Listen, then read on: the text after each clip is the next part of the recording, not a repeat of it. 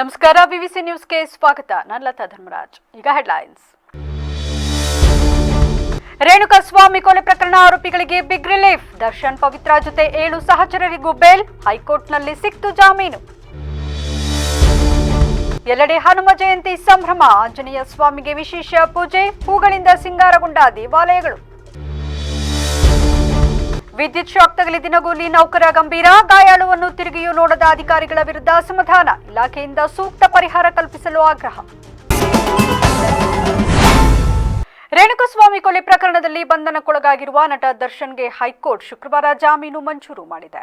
ದರ್ಶನ್ರ ಜಾಮೀನು ಅರ್ಜಿಯ ವಿಚಾರಣೆ ನಡೆಸಿದ ನ್ಯಾಯಮೂರ್ತಿ ವಿಶ್ವಜಿತ್ ಶೆಟ್ ದರ್ಶನ್, ಪವಿತ್ರ ಗೌಡ, ಪ್ರದೋಷ್, ಅನುಕುಮಾರ್, ನಾಗರಾಜು, ಲಕ್ಷ್ಮಣ್, ಜಗದೀಶ್ ಅವರಿಗೆ ಜಾಮೀನು ಮಂಜೂರು ಮಾಡಿದ್ದಾರೆ. ರೇಣುಕಾಸ್ವಾಮಿ ಕೊಲೆ ಪ್ರಕರಣದಲ್ಲಿ ನಟ ದರ್ಶನ್ ಜುಲೈ 11ರಂದು ಪೊಲೀಸರಿಂದ ಬಂಧನಕ್ಕೆ ಒಳಗಾಗಿದ್ರು. ಪ್ರಸ್ತುತ ಅವರು ಅನಾರೋಗ್ಯದ ಕಾರಣ ನೀಡಿ ಹೈಕೋರ್ಟ್ನಿಂದ ಮಧ್ಯಂತರ ಜಾಮೀನು ಪಡೆದಿದ್ದಾರೆ. ಈಗ ಅವರಿಗೆ ಜಾಮೀನು ಮಂಜೂರಾಗಿದ್ದು ತಾತ್ಕಾಲಿಕ ನಿರಾಳತೆ ದೊರಕಿದೆ. ದರ್ಶನ್ ಪರ ವಾದ ಮಂಡಿಸಿದ್ದ ಸಿವಿ ನಾಗೇಶ್ ಅವರು ದರ್ಶನ್ ಅವರದ್ದು ರೇಣುಕಾಸ್ವಾಮಿ ಕೊಲೆಯಲ್ಲಿ ಪಾತ್ರವಿಲ್ಲ ಎಂದು ವಾದಿಸಿದ್ರು. ಪೊಲೀಸರು ಕೆಲವು ಉತ್ಪ್ರೇಕ್ಷಿತ ಆರೋಪಗಳನ್ನು ದರ್ಶನ್ ವಿರುದ್ಧ ಮಾಡಿದ್ದಾರೆ ಎಂದು ವಾದಿಸಿದ್ರು. ದರ್ಶನ್ ಪರ ವಕೀಲರ ವಾದವನ್ನು ಪುರಸ್ಕರಿಸಿರುವ ನ್ಯಾಯಮೂರ್ತಿ ವಿಶ್ವಜಿತ್ ಶೆಟ್ಟಿ ಅವರು ದರ್ಶನ್ಗೆ ಷರತ್ತುಬದ್ಧ ಜಾಮೀನು ಮಂಜೂರು ಮಾಡಿದ್ದಾರೆ. ಜೊತೆಗೆ ಜಾಮೀನಿಗೆ ಅರ್ಜಿ ಸಲ್ಲಿಸಿದ್ದ ಪವಿತ್ರ ಗೌಡ, ಪ್ರದೋಷ್, ಅನುಕುಮಾರ್, ನಾಗರಾಜು, ಲಕ್ಷ್ಮಣ್, ಜಗದೀಶ್ ಅವರಿಗೂ ಜಾಮೀನು ದೊರೆತಿದೆ. ಇದೇ ಪ್ರಕರಣದಲ್ಲಿ ಬಂಧನಕ್ಕೆ ಒಳಗಾಗಿದ್ದ 4ವರಿಗೆ ಈ ಹಿಂದೆಯೇ ಜಾಮೀನು ದೊರಕಿತ್ತು. ಇಂದು 7 ಮಂದಿಗೆ ಜಾಮೀನು ದೊರೆತಿದೆ. ಆ ಮೂಲಕ ಈ ಪ್ರಕರಣದ 11 ಆರೋಪಿಗಳಿಗೆ ಜಾಮೀನು ದೊರೆತಂತಾಗಿದೆ. ಜಾಮೀನಿನಿಂದ ದರ್ಶನ್ಗೆ ನಿರಾಳತೆ ದೊರೆತಿದ್ದು ಅವರ ಮೇಲೆ ಈಗ ಶಸ್ತ್ರಚಿಕಿತ್ಸೆ ಮಾಡಿಸಿಕೊಳ್ಳಬೇಕಾದ ಒತ್ತಡವೂ ತೊಲಗಿದೆ. ಮಾತ್ರವಲ್ಲದೆ ನಿಂತಿರುವ ಸಿನಿಮಾಗಳ ಚಿತ್ರೀಕರಣಕ್ಕೂ ಅವರು ತೆರಳಬಹುದಾಗಿದೆ.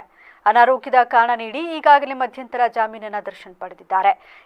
ಇಂದು ಜಾಮೀನು ಪಡೆದ ಪ್ರಕರಣದ ಇತರೆ ಆರೋಪಿಗಳು ಸೋಮವಾರ ಜೈಲಿನಿಂದ ಬಿಡುಗಡೆ ಆಗಲಿದ್ದಾರೆ. ಪವಿತ್ರ ಗೌಡ ಸಹ ಸೋಮವಾರವೇ ಜೈಲಿನಿಂದ ಹೊರಬರಲಿದ್ದಾರೆ. ಜಿಲ್ಲೆಯ ಇತಿಹಾಸ ಪ್ರಸಿದ್ಧ ಶ್ರೀ ನೀರುಬಾಗಿಲು ಆಂಜನೇಯ ಸ್ವಾಮಿ ದೇವಾಲಯದಲ್ಲಿಂದು ಹನುಮ ಜಯಂತಿ ಪ್ರಯುಕ್ತ ವಿಶೇಷ ಪೂಜೆ ಹಾಗೂ ಅನ್ನಸಂತರ್ಪಣೆ ಕಾರ್ಯಕ್ರಮವನ್ನು ಹಮ್ಮಿಕೊಳ್ಳಲಾಗಿತ್ತು. ಈ ವೇಳೆ ದೇವಾಲಯದ ಟ್ರಸ್ಟಿ ಮಣಿದಾಸ ಮಾತನಾಡಿ, ಈ ದೇವಾಲಯ ಸುಮಾರು 800 ವರ್ಷಗಳ ಇತಿಹಾಸವನ್ನ ಹೊಂದಿರುವ ದೇವಾಲಯವಾಗಿದ್ದು ವ್ಯಾಸರಾಯರು ಈ ದೇವಾಲಯವನ್ನ ಸ್ಥಾಪನೆ ಮಾಡಿದ್ದಾರೆಂಬ ಮಾತಿದೆ. ಹನುಮ ಜಯಂತಿ ಪ್ರಯುಕ್ತ ನೀರುಬಾಗಿಲು ಆಂಜನೇಯ ದೇವಾಲಯದಲ್ಲಿ ಡಿಸೆಂಬರ್ 9ರಿಂದ 13ರವರೆಗೆ ವಿವಿಧ ಧಾರ್ಮಿಕ ಕಾರ್ಯಕ್ರಮಗಳನ್ನು ಹಮ್ಮಿಕೊಳ್ಳಲಾಗಿದ್ದು, ಇಂದು ಹನುಮ ಜಯಂತಿಯಂದು ಬೆಳಗಿನಿಂದ ವಿವಿಧ ಪೂಜಾ ಕಾರ್ಯಗಳನ್ನು ನೆರವೇರಿಸಿ ಮಧ್ಯಾಹ್ನ ಅನ್ನ ಸಂತರ್ಪಣೆ ಕಾರ್ಯ ಜರುಗಿತು. ಇನ್ನು ಸಂಜೆ ನಗರದ ಪ್ರಮುಖ ಬೀದಿಗಳಲ್ಲಿ ಹನುಮಂತೋತ್ಸವ ಮೆರವಣಿಗೆ ಜರುಗಲಿದೆ ಎಂದು ತಿಳಿಸಿದರು. ಈ ವೇಳೆ ಶಾಸಕ ಸ್ವರೂಪ್ ಪ್ರಕಾಶ್ ಅವರ ತಾಯಿ ಹಾಗೂ ಧರ್ಮಪತ್ನಿ ಅನ್ನ ಸಂತರ್ಪಣೆ ಕಾರ್ಯಕ್ರಮದಲ್ಲಿ ಭಾಗಿಯಾಗಿದ್ದರು. ಹಾಸನದ ನೀರುಬಾಗಿಲು ಆಂಜನೇಯ ಸ್ವಾಮಿ ದೇವಸ್ಥಾನ ಇದು ಇತಿಹಾಸ ಪ್ರಸಿದ್ಧವಾಗಿರುವಂತಹ ದೇವಸ್ಥಾನ. ಸುಮಾರು 800 ವರ್ಷಗಳ ಇತಿಹಾಸ ಇರುವಂತಹ ದೇವಸ್ಥಾನ. ವ್ಯಾಸರಾಯರು ಪ್ರತಿಷ್ಠಾಪನೆ ಮಾಡಿರುವಂತಹ ದೇವಸ್ಥಾನ ಅಂತ ಹೇಳಲಾಗುತ್ತೆ. ಇವತ್ತು ಹನುಮ ಜಯಂತಿ ಪ್ರಯುಕ್ತ 5 ದಿನ ಕಾರ್ಯಕ್ರಮಗಳನ್ನ ಹಮ್ಮಿಕೊಳ್ಳಲಾಗಿತ್ತು.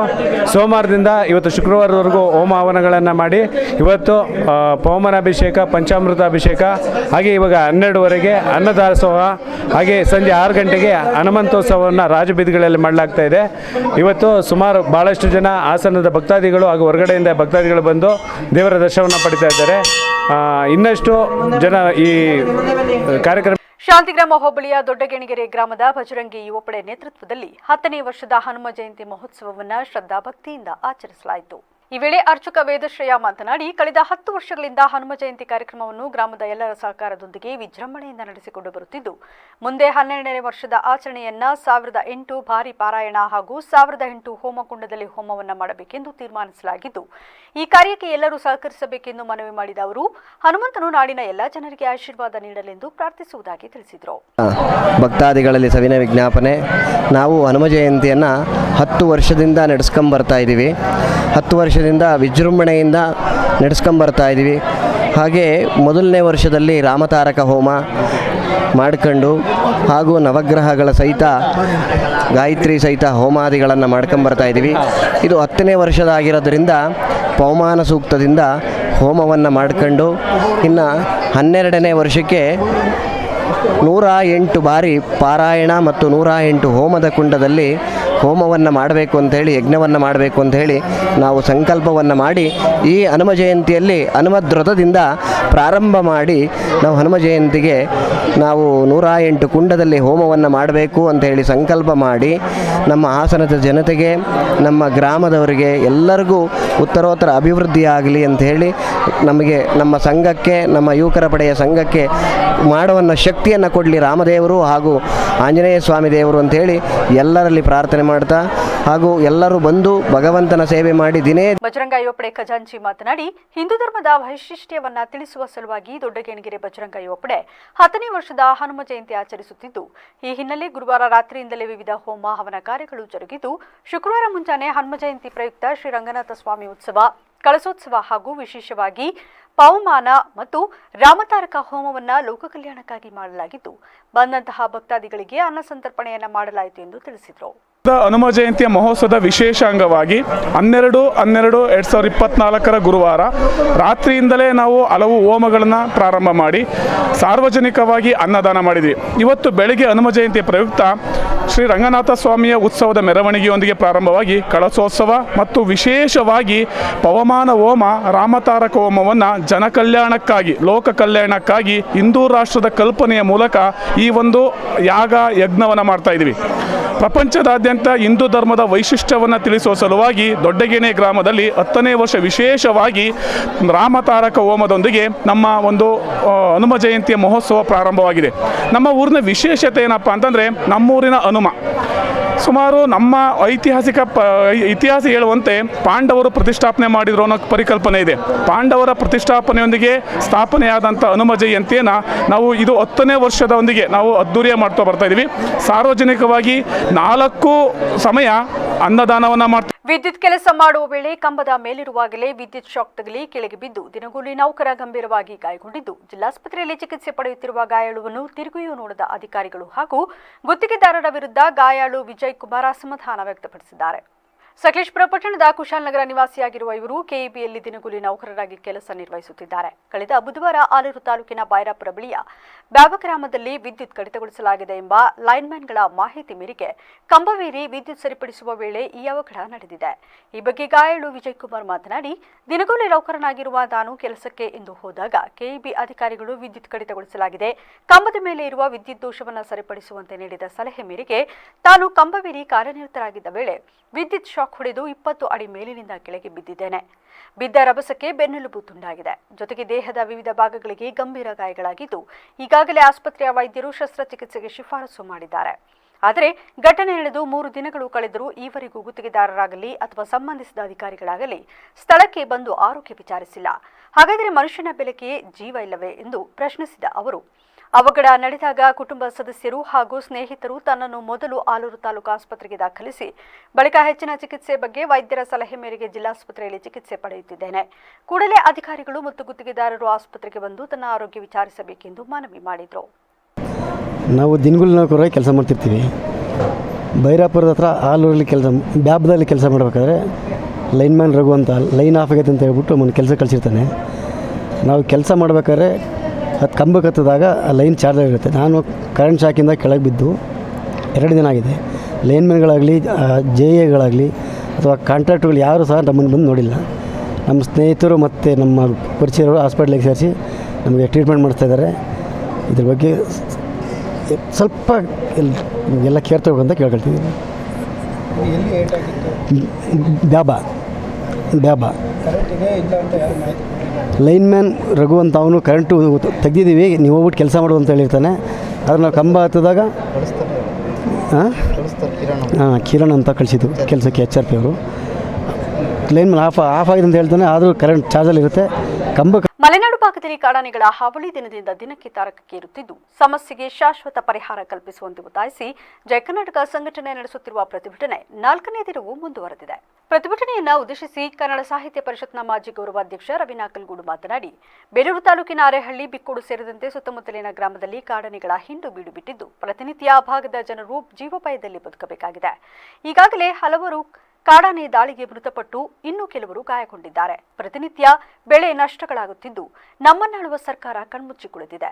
ಜಯ ಕರ್ನಾಟಕ ಸಂಘಟನೆ ಕಾಡಾನೆ ಸಮಸ್ಯೆಗೆ ಶಾಶ್ವತ ಪರಿಹಾರ ಕಲ್ಪಿಸಬೇಕೆಂದು ಒತ್ತಾಯಿಸಿ ನಡೆಸುತ್ತಿರುವ ಹೋರಾಟಕ್ಕೆ ಸಂಘ ಸಂಸ್ಥೆಗಳು, ರೈತ ಸಂಘಟನೆಗಳು ಮತ್ತು ಸಾರ್ವಜನಿಕರ ಸಹಕಾರ ಅತ್ಯಗತ್ಯವಾಗಿದೆ.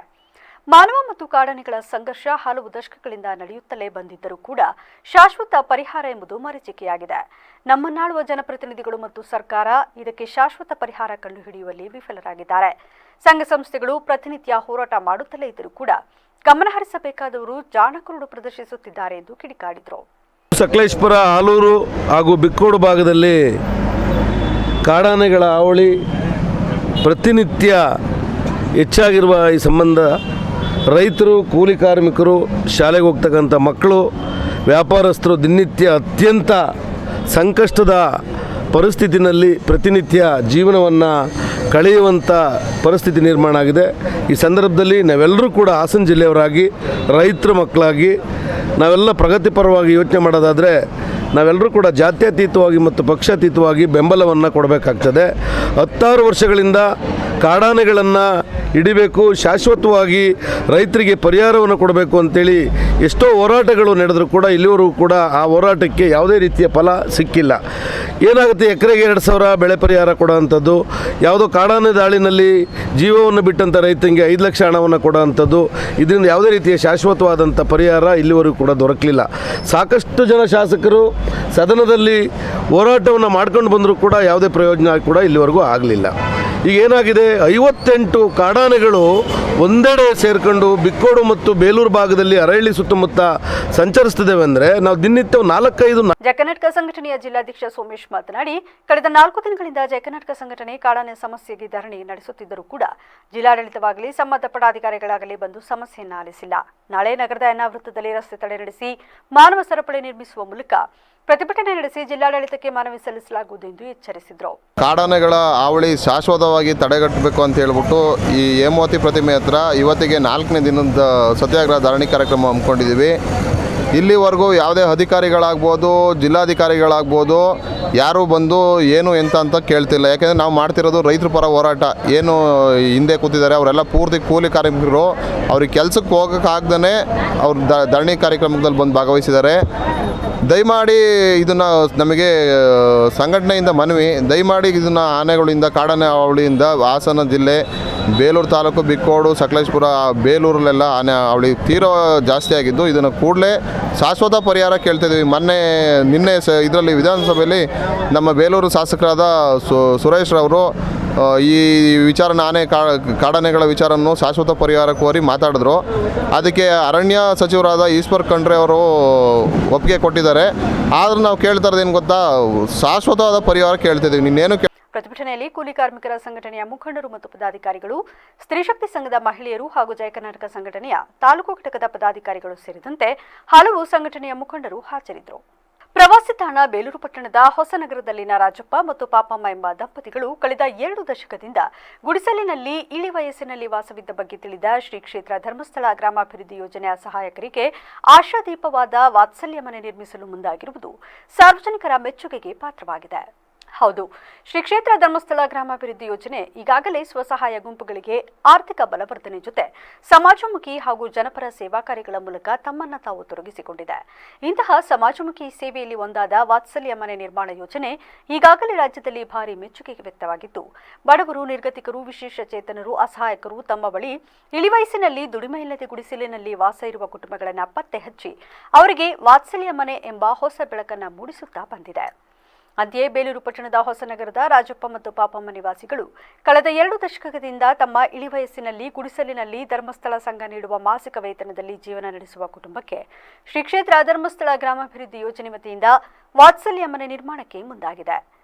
ತಹಶೀಲ್ದಾರ್ ಮಮತಾ ಮಾತನಾಡಿ, ಸ್ಥಳೀಯರಿಂದ ಈ ಬಗ್ಗೆ ದೂರು ಬಂದಿದ್ದು, ಒಂದು ಕುಟುಂಬ ವಾಸಿಸಲು ಯೋಗ್ಯವಾದ ಮನೆ ಹಾಗೂ ಇನ್ನಿತರ ಮೂಲಭೂತ ಸೌಕರ್ಯಗಳಿಲ್ಲದೆ ತೀವ್ರ ತೊಂದರೆಯಿಂದ ಇದೆ ಎಂಬುದನ್ನು ಅರಿತು ಸ್ಥಳಕ್ಕೆ ಬಂದು ಗಮನಿಸಿದಾಗ ಕೆರೆಗೆ ಸೇರಿದ ಜಾಗ ಎಂದು ಕಂಡು ಬಂದಿದ್ದು, ಈ ಹಿನ್ನೆಲೆಯಲ್ಲಿ ಪುರಸಭೆಯ ಜೊತೆ ಕೂಡಲೇ ಚರ್ಚಿಸಿ ಬೇರೆ ನಿವೇಶನ ಹುಡುಕಿ ಶ್ರೀ ಕ್ಷೇತ್ರ ಧರ್ಮಸ್ಥಳದವರೇ ವಾತ್ಸಲ್ಯ ವಸತಿ ಯೋಜನೆಯ ಅಡಿಯಲ್ಲಿ ನಿರ್ಮಾಣ ಮಾಡಿಕೊಡುವುದಾಗಿ ಭರವಸೆ ನೀಡಿದ್ದು, ಅವರು ಕೊನೆಯವರೆಗೂ ವಾಸಿಸಲು ಅವಕಾಶ ನೀಡಿ ನಂತರ ಅದನ್ನು ಯಾರಿಗೆ ನೀಡಬೇಕು ಎಂದು ನಿರ್ಧರಿಸಲಾಗುವುದು ಎಂದು ತಿಳಿಸಿದರು.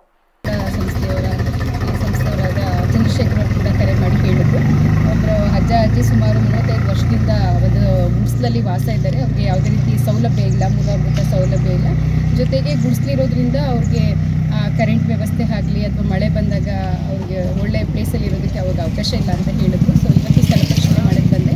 ಹಾಗೆ ವಾರ್ಡ್ನ ಮೆಂಬರ್ ಆದಂತಹ ಮೀನಾಕ್ಷಿ ಅವರು ಕೂಡ ನಮ್ಮ ಜೊತೆ ಬಂದಿದ್ದಾರೆ. ಬಟ್ ಇಲ್ಲಿ ಸ್ಥಳ ಪರಿಶೀಲನೆ ಮಾಡಿದಾಗ ಅವ್ರು ತುಂಬ ಕಡು ಬಡವರು ಜೊತೆಗೆ ಗುಡಿಸಲಿರೋದು ಕಂಡು ಬಂದಿದೆ. ಬಟ್ ದಿಶಾಂಕ್ ಆ್ಯಪ್ ಮೂಲಕ ನೋಡಿದಾಗ ಈ ಜಾಗ ಮೂಲತಃ ಕೆರೆಗೆ ಸಂಬಂಧಪಟ್ಟಂತಹ ಜಾಗ ಅಂತ ಇದೆ. ಹಾಗಾಗಿ ನಾವು ಪುರಸಭೆಯಿಂದ ಮಾಹಿತಿ ತೊಗೊಂಡು ಇಲ್ಲಿ ಬೇರೆ ಕಡೆ ಎಲ್ಲಾದರೂ ಇವರಿಗೆ ವ್ಯವಸ್ಥೆ ಮಾಡೋದಕ್ಕೆ ನಾವು ವ್ಯವಸ್ಥೆ ಮಾಡ್ತೀವಿ. ಜೊತೆಗೆ ಧರ್ಮಸ್ಥಳ ಸಂಸ್ಥೆಯವರು ಗುಡ್ಸ್ಲಲ್ಲಿ ಇರೋದ್ರಿಂದ ಅವರು ಮನೆ ಕಟ್ಕೊಡೋದಕ್ಕೆ ಅವ್ರ ಸಂಸ್ಥೆಯಿಂದ ಈ ಥರ ತುಂಬ ಕಡು ಬಡವರಿಗೆ, ಯಾರಿಗೂ ಕೂಡ ಆಶ್ರಯ ಇಲ್ಲದಂತಹ ಕಡು ಬಡವರಿಗೆ ಅವರು ಮನೆ ಕಟ್ಟಿಸ್ಕೊಡೋದಕ್ಕೆ ಅವ್ರಿಗೆ ಅವಕಾಶ ಇದೆ. ಹಾಗಾಗಿ ಶ್ರೀಗಳ ಆಶೀರ್ವಾದದೊಂದಿಗೆ ಅವರು ಮನೆ. ಧರ್ಮಸ್ಥಳ ಗ್ರಾಮಾಭಿವೃದ್ಧಿ ಯೋಜನೆ ಬೇಲೂರು ತಾಲೂಕು ಯೋಜನಾಧಿಕಾರಿ ಚಂದ್ರಶೇಖರ್ ಹಣಕಾಸು ವಹಿವಾಟಿನ ಜೊತೆಗೆ ಧರ್ಮಸ್ಥಳ ಸಂಘ ವಿವಿಧ ಜನಪರ ಕೆಲಸಗಳಿಗೆ ಆದ್ಯತೆ ನೀಡುತ್ತಾ ಬಂದಿದೆ. ವಾತ್ಸಲ್ಯ ಮನೆ ನಿರ್ಮಾಣ ಶ್ರೀಮತಿ ಹೇಮಾವತಿ ಅಮ್ಮನವರ ಕನಸು. ಬಡವರು, ನಿರ್ಗತಿಕರು, ಅಸಹಾಯಕರು ವಾತ್ಸಲ್ಯ ಮನೆ ಫಲಾನುಭವಿಗಳಾಗಿದ್ದಾರೆ. ಸದ್ಯ ಬೇಲೂರು ತಾಲೂಕಿನಲ್ಲಿ ವಾತ್ಸಲ್ಯ ಫಲಾನುಭವಿಗಳು ಇದ್ದಾರೆ. ಹೊಸನಗರದ ಈ ಕುಟುಂಬಕ್ಕೆ ವಾತ್ಸಲ್ಯ ಮನೆ ನೀಡಲು ಯಾವುದೇ ಅಭ್ಯಂತರವಿಲ್ಲ. ಆದರೆ ಪುರಸಭೆಯಲ್ಲಿ ಸಮರ್ಪಕ ದಾಖಲೆ ಇಲ್ಲದ ಸಂದರ್ಭದಲ್ಲಿ ತಹಶೀಲ್ದಾರ್ ಅವರಿಗೆ ಮನವಿ ಮಾಡಿದ ಬಳಿಕ ಬೇಲೂರು ತಹಶೀಲ್ದಾರ್ ಎಂ ಮಮತಾ ಖುದ್ದು ಸ್ಥಳಕ್ಕೆ ಆಗಮಿಸಿ ದಾಖಲೆ ಸರಿಪಡಿಸಿ ನೀಡುವ ಬಗ್ಗೆ ತಿಳಿಸಿದ್ದು, ಶೀಘ್ರವೇ ವಾತ್ಸಲ್ಯ ಮನೆ ನಿರ್ಮಾಣವಾಗುತ್ತದೆ ಎಂದರು. ಇವತ್ತು ವಿಶೇಷವಾಗಿ ಬೇಲೂರು ತಾಲೂಕಲ್ಲಿ ನಮ್ಮ ಧರ್ಮಸ್ಥಳ ಗ್ರಾಮಾಭಿವೃದ್ಧಿ ಯೋಜನೆ ಕಾರ್ಯಕ್ರಮ ಹಲವು ಕಾರ್ಯಕ್ರಮಗಳು ನಡೆಸಿಕೊಂಡು ಬರ್ತಾ ಇದೆ. ಅದರಲ್ಲೂ ಕೂಡ ಇವತ್ತು ಮಹಿಳಾ ಸಬಲೀಕರಣಕ್ಕೆ ಪೂರಕವಾದಂಥ ಕಾರ್ಯಕ್ರಮಗಳು, ರೈತರಿಗೆ ಪೂರಕವಾದಂಥ ಒಂದಷ್ಟು ಕಾರ್ಯಕ್ರಮಗಳನ್ನು ಮಾಡಿಕೊಂಡು ಬಂದಿದ್ದೀವಿ. ಹಾಗೆಯೇ ಇವತ್ತು ಮಾತೃಶ್ರೀ ಹೇಮಾವತಿ ಅಮ್ಮನವರು ಇವತ್ತು ಭಾಳಷ್ಟು ಕಡು ಬಡವರು, ನೊಂದವರಿಗೆ ಇವತ್ತು ಅವರಿಗೆ ಸಹಾಯವನ್ನು ಮಾಡಬೇಕು, ಅವರಿಗೆ ಸಾಂತ್ವನವನ್ನು ಕೊಡಬೇಕು, ಅವರಿಗೆ ರಕ್ಷಣೆ ಕೊಡಬೇಕು, ಈ ದಿಸೆಯಲ್ಲಿ ಅವರಿಗೆ ವಾತ್ಸಲ್ಯ ಮನೆಯನ್ನು ರಚನೆ ಮಾಡಿಕೊಡಬೇಕು ಅಂತ ಅವರ ಉದ್ದೇಶವಾಗಿತ್ತು. ಹಾಗಿರುವಾಗ ಈ ಕುಟುಂಬವನ್ನು ನಾವು ಪರಿಶೀಲನೆ ಮಾಡಿದಾಗ ಇದಕ್ಕೆ ಸೂಕ್ತವಾದಂಥ ಕುಟುಂಬ ಅಂತ ಆಗಿದೆ. ಹಾಗಿರುವಾಗ ಈ ಕುಟುಂಬಕ್ಕೆ ಮನೆ ನಿರ್ಮಾಣ ಮಾಡಿಕೊಡಬೇಕಾದ್ರೆ ಅದಕ್ಕೆ ಪೂರಕವಾದಂಥ ದಾಖಲಾತಿ ಬೇಕಾಗ್ತದೆ. ದಾಖಲಾತಿ ಬೇಕಾದಾಗ ನಾವು ಪುರಸಭೆಯನ್ನು ಭೇಟಿ ಮಾಡಿದಾಗ ಅಲ್ಲಿ ಸರಿಯಾದ ರೀತಿಯಲ್ಲಿ ಸ್ಪಂದನೆ ಸಿಗದಿದ್ದ ಕಾರಣ ನಾವು ತಹಶೀಲ್ದಾರ್ ಮೇಡಮ್ ಹತ್ರ ನಾವು ಬಂದು ಅವರ ಹತ್ರ ಭಿನ್ನಭಿಸಿಕೊಂಡಾಗ ಅವರು ಇವತ್ತು ಈ ಸಂದರ್ಭದಲ್ಲಿ ಬೇಲೂರು ಪುರಸಭಾ ಸದಸ್ಯೆ ಮೀನಾಕ್ಷಿ ವೆಂಕಟೇಶ್, ಶ್ರೀ ಕ್ಷೇತ್ರ ಧರ್ಮಸ್ಥಳ ಅಧಿಕಾರಿಗಳಾದ ಭಾರತಿ ಹಾಜರಿದ್ದರು. ಆರೋಗ್ಯ ಇಲಾಖೆ ಕಾರ್ಯಕ್ರಮಗಳ ವ್ಯವಸ್ಥಿತ ಅನುಷ್ಠಾನಕ್ಕೆ ಇತರ ಇಲಾಖೆಗಳು ಸಹಕಾರ ನೀಡಿದಾಗ ಸ್ವಸ್ಥ ಸಮಾಜ ನಿರ್ಮಿಸಲು ಸಾಧ್ಯವಾಗುತ್ತದೆ ಎಂದು ತಹಶೀಲ್ದಾರ್ ಕೆಸಿ ಸೌಮ್ಯ ತಿಳಿಸಿದರು. ಅರಕಲಗೂಡು ತಾಲೂಕು ಕಚೇರಿ ಸಭಾಂಗಣದಲ್ಲಿ ಗುರುವಾರ ನಡೆದ ಸಮಗ್ರ ರೋಗಗಳ ಕಣ್ಗಾವಲು ಸಮಿತಿ ಸಭೆಯ ಅಧ್ಯಕ್ಷತೆ ವಹಿಸಿ ಮಾತನಾಡಿದ ಅವರು, ಆರೋಗ್ಯ ಇಲಾಖೆ ಕಾರ್ಯಕ್ರಮಗಳು, ರೋಗಗಳ ಬಗ್ಗೆ ಮುನ್ನೆಚ್ಚರಿಕೆ ಕ್ರಮ, ಸ್ವಚ್ಛತೆ, ಮಾದಕ ವಸ್ತು ಸೇವನೆಯಿಂದ ಆರೋಗ್ಯದ ಮೇಲೆ ಉಂಟಾಗುವ ದುಷ್ಪರಿಣಾಮಗಳ ಕುರಿತು ಅರಿವು ಮೂಡಿಸುವಂತೆ ಸಲಹೆ ಮಾಡಿದರು. ತಾಲೂಕು ಆರೋಗ್ಯಾಧಿಕಾರಿ ಡಾಕ್ಟರ್ ಪುಷ್ಪಲತಾ ಇಲಾಖೆ ಕಾರ್ಯಕ್ರಮಗಳ ಕುರಿತು ಮಾಹಿತಿ ನೀಡಿ, ದಡಾರ ಮತ್ತು ರುಬೆಲ್ಲಾ ರೋಗದ ವಿರುದ್ಧ 1010 ಮಕ್ಕಳಿಗೆ ಲಸಿಕೆ ಹಾಕಲಾಗಿದೆ. 1 ರಿಂದ 19 ವಯೋಮಿತಿಯ ಮಕ್ಕಳಿಗೆ ಜಂತುಹುಳು ನಿವಾರಣಾ ಮಾತ್ರೆ ವಿತರಿಸಲಾಗಿದೆ. ಕ್ಷಯರೋಗದ ವಿರುದ್ಧ 100 ದಿನಗಳ ಕಾರ್ಯಕ್ರಮದ ಅನುಷ್ಠಾನಕ್ಕೆ ಕ್ರಮ ವಹಿಸಲಾಗಿದೆ. ಈ ಎಲ್ಲ ಇಲಾಖೆಗಳು ಸಹಕಾರ ನೀಡುವಂತೆ ಕೋರಿದರು. ರಾಷ್ಟ್ರೀಯ ಬಾಲ ಸ್ವಾಸ್ಥ್ಯ ಕಾರ್ಯಕ್ರಮ ಮತ್ತು ಆಶಾ ಸಲಹಾ ಸಮಿತಿ ಸಭೆ, ಆಮೇಲೆ NTD ನ್ಯಾಷನಲ್ ಡಿವರ್ಮಿಂಗ್ ಡೇ, ಆಮೇಲೆ WIFS ತಂಬಾಕು ನಿಯಂತ್ರಣದ ಬಗ್ಗೆ, ಕೋಟ್ಪಾ ಆ್ಯಕ್ಟ್ ಬಗ್ಗೆ, ಕ್ಷಯರೋಗ, ಮಲೇರಿಯಾ, ಮತ್ತು ಅದ್ರ ಜೊತೆಗೆ ನಾವು CDPO ಇಲಾಖೆಯಿಂದ, ಮಹಿಳಾ ಮತ್ತು ಮಕ್ಕಳ ಕಲ್ಯಾಣ ಇಲಾಖೆಯಿಂದಲೂ ಕೂಡ ಕೆಲವೊಂದು ವಿಚಾರಗಳನ್ನ ಈ ಕಮಿಟಿಯ ಸಭೆಗೆ ತಂದಿದ್ವಿ. ICDS ಸ್ಕೀಮ್ ಬಗ್ಗೆ, ಕೌಟುಂಬಿಕ ದೌರ್ಜನ್ಯ ಕಾಯ್ದೆ ಬಗ್ಗೆ, ಮತ್ತು ಮಹಿಳಾ ಮತ್ತು ಮಕ್ಕಳ ಮಾರಾಟ ಮತ್ತು ಕಳ್ಳ ಸಾಗಾಣಿಕೆ ಕಾಯ್ದೆ ಬಗ್ಗೆ, ಕಾವಲು ಸಮಿತಿ ಬಗ್ಗೆ, ಭಾಗ್ಯಲಕ್ಷ್ಮಿ ಯೋಜನೆ ಬಗ್ಗೆ, ಸ್ತ್ರೀ ಶಕ್ತಿ ಯೋಜನೆ ಬಗ್ಗೆ, ಪ್ರಧಾನಮಂತ್ರಿ ಮಾತೃವಂದನಾ ಯೋಜನೆ ಬಗ್ಗೆ, ಅದಾದಮೇಲೆ ಬಾಲ್ಯ ವಿವಾಹ ತಡೆ ಕಾಯ್ದೆ ಬಗ್ಗೆ ಇಂಪಾರ್ಟೆಂಟಾಗಿ ಈ ಮೀಟಿಂಗಲ್ಲಿ ಡಿಸ್ಕಸ್ ಮಾಡಲಾಯಿತು. ಈ ಮೀಟಿಂಗಲ್ಲಿ ನಾವೇನೇನು ಅಬ್ಸರ್ವೇಷನ್ಸ್ ಮಾಡಿದ್ದೀವಿ ಅಂದರೆ, ಕೆಲವೊಂದು ನ್ಯೂನತೆಗಳು ಏನೇನು ನಾವು ಫೀಲ್ಡಲ್ಲಿ ಅಬ್ಸರ್ವ್ ಮಾಡಿದ್ವಿ ಅದನ್ನು ಮೇಲ್ಮಟ್ಟಕ್ಕೆ, ಸರ್ಕಾರದ ಮಟ್ಟಕ್ಕೆ ಮತ್ತು ಜಿಲ್ಲಾ ಹಂತಕ್ಕೆ ತಲುಪಿಸ್ಬೇಕು, ಯಾವ್ಯಾವ ಕ್ರಮಗಳನ್ನ ನಾವು ತಗೋಬೇಕು, ಮತ್ತು ಅಂತರ ಇಲಾಖೆ ಎಲ್ಲ ಡಿಪಾರ್ಟ್ಮೆಂಟಿನ ಕೋಆರ್ಡಿನೇಷನ್ಸ್ ಮೂಲಕ ಮಾತ್ರ ನಾವು ಈ ಕಾರ್ಯಕ್ರಮಗಳನ್ನ ಯಶಸ್ವಿಗೊಳಿಸ್ಬೋದು ಅಂತ ನಾವು ಎಲ್ಲ ಚರ್ಚಿಸ್ತಾ ನಮ್ಮ ತಾಲೂಕಿನಲ್ಲಿ ಅತ್ಯುತ್ತಮವಾದ ಪ್ರೋಗ್ರೆಸ್ನ ನಾವು ಸಾಧಿಸಬೇಕು ಅಂತ ತೀರ್ಮಾನಿಸಿ ಈ ಸಭೆನ ಮುಕ್ತಾಯಗೊಳಿಸಿದ್ದೀವಿ. Thank you. ಆಲ್ಮೋಸ್ಟ್ ಎಲ್ಲ ಮಕ್ಕಳು LKG UKG ಅಂತ ಪ್ರೈವೇಟ್ ಶಾಲೆಗೆ ಹೋಗ್ತಾ ಇದ್ದಾರೆ. ಅಂಗನವಾಡಿ ಕಡಿಮೆ ಇದ್ದಾರೆ ಅಂತ ಹೇಳಿದ್ವಿ. ನಂಗೆ ಅದೊಂದು ಡಾಟಾ ಕೊಡಿ, ಎಷ್ಟಿದ್ದಾರೆ 5 to 6 ಅಂಗನವಾಡಿ ಈಗ ಆಲ್ರೆಡಿ ಅಡ್ಮಿಷನ್ಸ್ ಇರೋರು ಅಂತ. ಸೊ ಇದೊಂದು 100 ಡೇಸ್ ಎಲ್ಲ ಮೇಡಮ್ ಎಲ್ಲ ಪ್ರೋಗ್ರಾಮಿಗೆ ಹೇಳಿದ್ದಾರೆ. ಓನ್ಲಿ ಮೇಡಮ್ ಬೇರೆ ಡಿಪಾರ್ಟ್ಮೆಂಟ್ ಕೂಡ ಸಹಕಾರ ಮಾಡಬೇಕು. ಅಲ್ಲ, ಇರೋದೇ ಅದು ಮೇಡಮ್ ಬೇಕು ಅಂದರೆ ಎಲ್ಲರದ್ದು ಕೋಆರ್ಡಿನೇಷನಿಂದ ಅಷ್ಟೇ ಒಂದು ಪ್ರೋಗ್ರಾಮ್ ಸಕ್ಸಸ್ ಆಗುತ್ತೆ. ಅದೇ ಅದನ್ನು ಎಲ್ಲರೂ ಕೇಳಿದ್ರೆ ಕೋಆರ್ಡಿನೇಷನ್ ಮಾಡ್ಕೊಂಡು ನಮ್ಮ ಇಲಾಖೆ ಕಾರ್ಯಕ್ರಮ ಬಂದಾಗ ದಯವಿಟ್ಟು ಅದು ಹೆಲ್ಪ್ ಮಾಡಿ. ಟೋಟಲಿ ನನಗೆ ರಿಜಿಸ್ಟ್ರೇಷನ್ ಮತ್ತು ಇಮ್ಯುನೇಷನ್ ಕಡಿಮೆ ಆಗ್ತಾರೆ, ಕಷ್ಟ ಆಗ್ತದೆ ಸರ್. ನಿಮಗೆ ಸಿಲಿಪೋ ಕೇಳ್ತಾ ಇದ್ದೀವಿ, ಅದು ಸ್ವಲ್ಪ ಅಂಗನವಾಡಿ ಟೀಚರ್ಸ್ಗೆ ಮಾಡಿಕೊಡ್ಬೇಕು ಸರ್. ನಮಗೆ ನಮ್ಮಲ್ಲಿ ಆಶಾ ವರ್ಕರ್ ಇಲ್ಲದೆ ಇರೋಂಥ ಟೌನಲ್ಲಿ ನನಗೆ ಗರ್ಭಿಣಿ ತಾಯಿಗಳು ಮತ್ತು ಮಕ್ಕಳ ಇಮ್ಯುನೇಷನ್ ಕಷ್ಟ ಆಗ್ತಾ ಇದೆ. ಮನೆ ಮಕ್ಕಳು ಕಷ್ಟ ಆಗ್ತದೆ. ನಾವು ಅದನ್ನು ಸ್ಟೇಟಸ್ ಡಿಸ್ಕಸ್ ಮಾಡಿದಾಗ ಏನು ಹೇಳ್ತಾರೆ, ನೀವು ಅಂಗನವಾಡಿ ವರ್ಕರ್ನ ಉಪಯೋಗಿಸ್ಕೊಂಡು ಒಂದೇ ಒಂದು ಮಗು ಕೂಡ ಇಮ್ಯುನೇಷನ್ ಆಗದೆ ಉಳಿಬಹುದು, ಒಂದೇ ಒಂದು ಗರ್ಭಿಣಿ ಕೂಡ ದಾಖಲಾಗದೆ ಉಳಿಬಾರ್ದು ಅಂತ ಇನ್ಸ್ಟ್ರಕ್ಷನ್ ಕೊಟ್ಟಿದ್ದಾರೆ. ದಯವಿಟ್ಟು ನಿಮ್ಮ ಇಲಾಖೆಯ ಎಲ್ಲ ಅಂಗನವಾಡಿ ಕಾರ್ಯಕರ್ತ ತಿಳಿಸಿ ಆ ಏರಿಯಾದಲ್ಲಿರುವಂತಹ ತಾಯಿ ಮತ್ತು ಮಕ್ಕಳನ್ನ ಎಲ್ಲ ಯೋಜನೆಗಳ ಪ್ರಯೋಜನ ಪಡ್ಕೊಳ್ಳೋ ತರಹ ನಮ್ಮ ಇಲಾಖೆಯು ಕಳಿಸ್ಕೊಡಿ. ಹೌದು. ಸಭೆಯಲ್ಲಿ ಸಿಡಿಪಿಒ ವೆಂಕಟೇಶ್, ಪಟ್ಟಣ ಪಂಚಾಯಿತಿ ಮುಖ್ಯಾಧಿಕಾರಿ ಬಸವರಾಜ ಟಾಕಪ್ಪ ಶಿಗ್ಗಾವಿ, ಕ್ಷೇತ್ರ ಆರೋಗ್ಯ ಶಿಕ್ಷಣಾಧಿಕಾರಿ ಕೆಟಿ ಪರಮೇಶ್, ಆರೋಗ್ಯ ನಿರೀಕ್ಷಕ ಕೆಎನ್ ಚಂದ್ರೇಗೌಡ, ಆಶಾ, ಕವಿತಾ ಉಪಸ್ಥಿತರಿದ್ದರು. ಸೇವಾ ಮಂದಾರ ನ್ಯೂ ಇಂಗ್ಲೆಂಡ್, ಕನ್ನಡ ಕೂಟ Boston USA, empower Atlanta, Bengaluru Sadashivanagar Rotary club ಶಾಖೆ ಸಹಾಯಾರ್ಥದೊಂದಿಗೆ ಗೊರೂರು ಎಎನ್ ವರದರಾಜುಲು ಪ್ರಥಮ ದರ್ಜೆ ಕಾಲೇಜು, ಎವಿಕೆ ಅಕಾಡೆಮಿ ಮತ್ತು ಬ್ರೈಟ್ ವಿದ್ಯಾಸಂಸ್ಥೆ ಸಹಕಾರದಲ್ಲಿ ತಾಲೂಕಿನ ವಿವಿಧ ಶಾಲಾ ಕಾಲೇಜುಗಳಿಗೆ ಡಿಜಿಟಲ್ ಪ್ರೊಜೆಕ್ಟರ್, ಸ್ಕೂಲ್ ಬ್ಯಾಗ್ ಮತ್ತು ಪಾಠೋಪಕರಣವನ್ನು ವಿತರಿಸಲಾಯಿತು. ಗೊರೂರು ಎಎನ್ ವರದರಾಜುಲು ಪ್ರಥಮ ದರ್ಜೆ ಕಾಲೇಜಿನ ಸಭಾಂಗಣದಲ್ಲಿ ನಡೆದ ಕಾರ್ಯಕ್ರಮವನ್ನು ಕ್ಷೇತ್ರ ಶಿಕ್ಷಣಾಧಿಕಾರಿ ಕೆಪಿ ನಾರಾಯಣ್ ಉದ್ಘಾಟಿಸಿದರು. ಈ ವೇಳೆ ಶಾಲೆಗಳಿಗೆ ಕೊಡುಗೆ ನೀಡಿದ ಅಮೆರಿಕ ನಿವಾಸಿಗಳಾದ ಶ್ರೀನಿವಾಸ ಅಂಬಾಟಿ, ರಾಜು ನಮಾಲ್ಪಟ್ಟಿ, ಸುದರ್ಶನ್ ರೆಡ್ಡಿ, ಅನಂತಸ್ವಾಮಿ, ನಿಖಿಲ ಅಂಬಾಟಿ, ಸೇವಾ ಮಂದಾರ ಸಂಸ್ಥೆ ಪ್ರತಿನಿಧಿ ಲಕ್ಷ್ಮಿ, ಬಾಲಾಜಿ, ರೋಟರಿ ಕ್ಲಬ್ ಮಾಜಿ ಅಧ್ಯಕ್ಷ ಪ್ರೊಫೆಸರ್ ಎಚ್ಇ ಶಶಿಧರ್, ಭಾರತೀಯ ವಾಯುಪಡೆ ಜೂನಿಯರ್ ವಾರೆಂಟ್ ಅಧಿಕಾರಿ ಸುರೀಂದ್ರ ಸೌದಿ ಅವರನ್ನು ಗೌರವಿಸಲಾಯಿತು. ಈ ಸಂದರ್ಭ ಯೋಗ ನರಸಿಂಹಸ್ವಾಮಿ ವಿದ್ಯಾಸಂಸ್ಥೆಯ ಅಧ್ಯಕ್ಷೆ ಗೀತಾಂಜಲಿ ಮೂರ್ತಿ, ಕಾರ್ಯದರ್ಶಿ ಎಜಿ ರಾಮನಾಥ್, ಆಡಳಿತ ಮಂಡಳಿ ಸದಸ್ಯರು, ವಿವಿಧ ಶಾಲಾ ಕಾಲೇಜುಗಳ ಶಿಕ್ಷಕರು, ವಿದ್ಯಾರ್ಥಿಗಳು ಹಾಜರಿದ್ದರು. ಕಾರ್ಯಕ್ರಮಗಳನ್ನು ಮಾಡೋದರಲ್ಲಿ ಬಹಳ ಯಶಸ್ಸನ್ನು ಪಡೆದಿದೆ. ಇವತ್ತು ನನ್ನ ಜೊತೆ ನನ್ನ ಸ್ನೇಹಿತೆ ನಿಖಿಲ ಅಂಬಾಟಿ ಬಾಸ್ಟನ್ನಿಂದ ಅವರು ಸಹ ಇಲ್ಲಿ ಇದ್ದಾರೆ. ಈ ಒಂದು ಸಂದರ್ಭದಲ್ಲಿ ಪಾಲ್ಗೊಳ್ಳೋದು ನನಗೆ ಬಹಳ ಸಂತೋಷ ಆಗಿದೆ. ನಾನು ಎರಡು ದಿನದ ಹಿಂದೆ ಬಾಸ್ಟನ್ಗೆ ವಾಪಸ್ ಹೋಗಬೇಕಾಗಿತ್ತು, ಯಾವುದೋ ಕಾರಣಗಳಿಂದ ನಾನು ಇರಬೇಕಾಯಿತು. ಇದು ನನ್ನ ಅದೃಷ್ಟ ಅಂತ ಹೇಳ್ತೀನಿ, ಇಂಥ ಒಂದು ಕಾರ್ಯಕ್ರಮದಲ್ಲಿ ಭಾಗಿಯಾಗೋದು.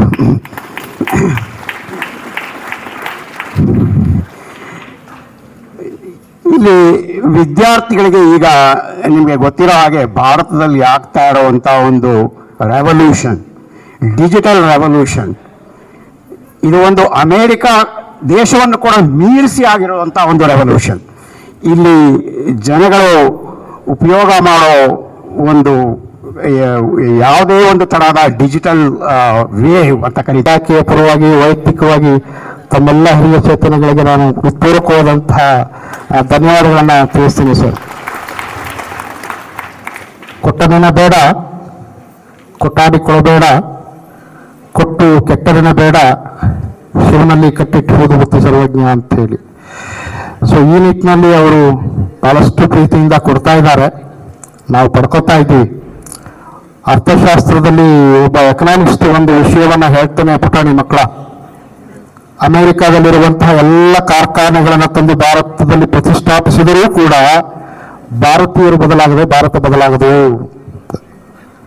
ಬಹಳಷ್ಟು ಸೂಕ್ಷ್ಮವಾದಂತಹ ವಿಷಯ. ಅಮೆರಿಕಾದಲ್ಲಿರುವಂತಹ ಎಲ್ಲ ಕಾರ್ಖಾನೆಗಳನ್ನು ತಂದು ಭಾರತದಲ್ಲಿ ಪ್ರತಿಷ್ಠಾಪಿಸಿದರೂ ಕೂಡ ಭಾರತೀಯರು ಬದಲಾಗದೆ ಭಾರತ ಬದಲಾಗದು. ಈ ಮಾತನ್ನ ಸೂಕ್ಷ್ಮವಾಗಿ ನಾನು ಕನ್ನಡ ಭಾಷೆಯ ಬೆಳವಣಿಗೆಗೆ ಸಂವಿಧಾನದ ಸಹಾಯ ಬೇಕಿದೆ ಎಂದು ಕನ್ನಡ ಪ್ರಾಧಿಕಾರದ ಅಧ್ಯಕ್ಷ ಪ್ರೊಫೆಸರ್ ಪುರುಷೋತ್ತಮ್ ಬಿಳಿಮಲೆ ಹೇಳಿದರು. ಸಕಲೇಶಪುರ ಪಟ್ಟಣದ ಗುರುವೇಗೌಡ ಕಲ್ಯಾಣ ಮಂಟಪದಲ್ಲಿಂದು ತಾಲೂಕು ಕನ್ನಡ ಸಾಹಿತ್ಯ ಪರಿಷತ್ ಹಮ್ಮಿಕೊಂಡಿದ್ದ 4ನೇ ತಾಲೂಕು ಕನ್ನಡ ಸಮ್ಮೇಳನ ಉದ್ಘಾಟಿಸಿ ಮಾತನಾಡಿದ ಅವರು, ಹಿಂದಿ ಭಾಷೆಗೆ ಸಂವಿಧಾನದ ಬಲ ಇರುವ ಕಾರಣ ವೇಗವಾಗಿ ಬೆಳೆಯುತ್ತಿದೆ. ಇದೇ ರೀತಿ ರಾಜ್ಯ ಸರ್ಕಾರ ಸಹ ಕನ್ನಡ ಬೆಳವಣಿಗೆಗೆ ಸಂವಿಧಾನ ಬಲ ನೀಡಬೇಕಿದೆ. ಕನ್ನಡ ಕಲಿಕೆಯ ಮೊದಲ ಮೆಟ್ಟಿಲಾದ ಕನ್ನಡ ಶಾಲೆಗಳು ವ್ಯಾಪಕವಾಗಿ ಮುಚ್ಚುತ್ತಿರುವುದು ಕಳವಳಕಾರಿ.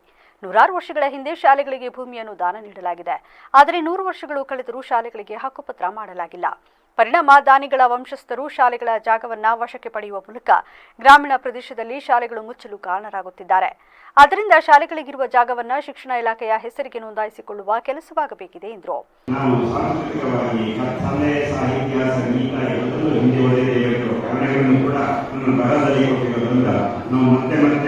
ನಮ್ಮಲ್ಲಿ ಆ ಸಾಹಿತ್ಯ ಇತ್ತು, ಇವರಿದ್ರು, ಅವರಿದ್ರು ಗೋಜಿಗೆ ಹೋಗೋದಿಲ್ಲ. ದಯವಿಟ್ಟು ನೀವು ಅದನ್ನು ಓದಿಕೊಳ್ಳಬೇಕು. ಪ್ರತಿ ಸಾಹಿತ್ಯ ಸಮ್ಮೇಳನದಲ್ಲೂ ರಿಪೀಟ್ ಆಗೋದು ಬೇಡ ಇರೋದು. ಹಾಗಾಗಿ ನಾನು ಅದಕ್ಕೆ ನಿಲ್ಲಿಸಿದ್ದೇನೆ. ಎರಡನೇದಾಗಿ ಈ ಸಾಹಿತ್ಯ ಸಮ್ಮೇಳನ ನೋಡಿ, ಹಾಗಾಗಿ ನಮ್ಮ ಬಿಳಿಮಲೆಯವರಿಗೆ ಸುಳ್ಯ ತಾಲೂಕಿಂದ ಇಲ್ಲಿ ನಮ್ಮ ಅನೇಕ ಬಂಧುಗಳು ಬಂದಿದ್ದಾರೆ. ಸಾಹಿತ್ಯ GS ಹೀಗೆ ಯಾರ್ಯಾರು ಬಂದಿದ್ದಾರೆ. ದಿನೇಶ್ ಪೂಜೆ ನಮ್ಮ ಕೇಸರಿ ಯಾರು ಬಂದು ಕುತ್ಕೊಂಡು ನಗಾಡ್ತಾ ಇದ್ದಾರೆ ನೋಡಿ. ಈಗೆಲ್ಲ ಇದೆ, ತುಂಬ ಜನ ಇನ್ನೂ ಬಂದಿರ್ಬೋದು, ಗೊತ್ತಿಲ್ಲ. ಸುಳ್ಯ ತಾಲೂಕಲ್ಲಿ ವರ್ಷಕ್ಕೆ 30ನೇ ಕನ್ನಡ ಸಾಹಿತ್ಯ ಸಮ್ಮೇಳನ ನಡೆಯುತ್ತೆ ಅಂತ ಕಾಣಿಸ್ತದೆ. ತಾಲೂಕಿಗೆ 30 ನಾವು 4ರಲ್ಲಿ ಇದ್ದೇವೆ. ಅಂದರೆ ನಮ್ಮ ಪರಿಸ್ಥಿತಿಗಳೇ ಹಾಗೆ. ನಾವು ಅದಕ್ಕೆ ಬೇರೆ ಪಟ್ಟುಕೊಳ್ಳುವಂಥದ್ದು ಏನಿಲ್ಲ, ನಮ್ಮ ಪರಿಸ್ಥಿತಿಗಳು ಇಲ್ಲಿ ಈ 4ನೇ ಸಾಹಿತ್ಯ ಸಮ್ಮೇಳನ ನಡೆಯಬೇಕಾದರೂ ಕೂಡ ಸಾಕಷ್ಟು ಸಮ್ಮೇಳನಾಧ್ಯಕ್ಷ ಪ್ರಸಾದ್ ರಕ್ಷಿತಿ ಮಾತನಾಡಿ, ತಾಲೂಕಿನ ಪರಿಸರ ರಕ್ಷಿಸಿ ಮುಂದಿನ ತಲೆಮಾರಿಗೆ ಕೊಂಡೊಯ್ಯುವ ಕೆಲಸವಾಗಬೇಕಿದೆ. ಸಣ್ಣ ಪ್ರಮಾಣದಲ್ಲಿನ ನಮ್ಮ ವಿರೋಧವನ್ನ ಸರ್ಕಾರ ಗಣನೆಗೆ ತೆಗೆದುಕೊಳ್ಳುತ್ತಿಲ್ಲ. ಪರಿಣಾಮ ತಾಲೂಕಿನಲ್ಲಿ ದೊಡ್ಡ ದೊಡ್ಡ ಯೋಜನೆಗಳು ತಲೆ ಎತ್ತಲು ಸಾಧ್ಯವಾಗಿದೆ. ಆದರೆ ಮುಂದಿನ ದಿನಗಳಲ್ಲಿ ಇಂತಹ ಪ್ರಮಾದಗಳು ತಲೆ ಎತ್ತಲು ಅವಕಾಶ ನೀಡಬಾರದು. ಸಂವೇದನೆ ಇಲ್ಲದೆ ಮನುಷ್ಯ ಬದುಕಿರುವುದು ದಂಡ. ನೆರೆಮನೆಯ ಕಷ್ಟ ಕಂಡು ಕರಗದಿರುವುದು ಮನುಷ್ಯತ್ವದ ಸರ್ವಪತನದ ಸಂಕೇತ. ತಾಲೂಕಿನಲ್ಲಿ ಶಾಲೆಗಳ ಸಂಖ್ಯೆ ಕುಸಿತ ಆತಂಕಕಾರಿ. ಬಡವರು ಮಕ್ಕಳು ಮಾತ್ರ ಸರ್ಕಾರಿ ಶಾಲೆಗೆ ಸೇರುತ್ತಾರೆ ಎಂಬ ಮನಸ್ಥಿತಿ ಜನರಲ್ಲಿ ನೆಲೆಸಿರುವುದೇ ಕನ್ನಡ ಶಾಲೆಗಳ ಸಂಖ್ಯೆ ಗಣನೀಯವಾಗಿ ಕುಸಿಯಲು ಕಾರಣವಾಗಿದೆ. ತಾಲೂಕು ಕನ್ನಡ ಸಾಹಿತಿಗಳ ತವರಾಗಿದ್ದು 100ಕ್ಕೂ ಅಧಿಕ ಸಾಹಿತಿಗಳನ್ನು ನಮ್ಮ ನೆಲದಿಂದ ಹುಟ್ಟಿ ಬಂದಿದ್ದಾರೆ. ಸಾಹಿತ್ಯ ಕ್ಷೇತ್ರದಲ್ಲಿ ಕೃಷಿ ನಡೆಸಲು ಮಲೆನಾಡಿನಲ್ಲಿ ಸಾಕಷ್ಟು ವಿಷಯಗಳಿದ್ದು ಸೂಕ್ಷ್ಮ ಮನಸ್ಥಿತಿ ಸಾಹಿತ್ಯಕ್ಕೆ ಅಗತ್ಯವಿದೆ ಎಂದರು. ನಾನು ಓದಿ ಸುದೀರ್ಘವಾದ ಒಂದು ವಿಮರ್ಶೆ ಬರ್ತಿದ್ದೆ.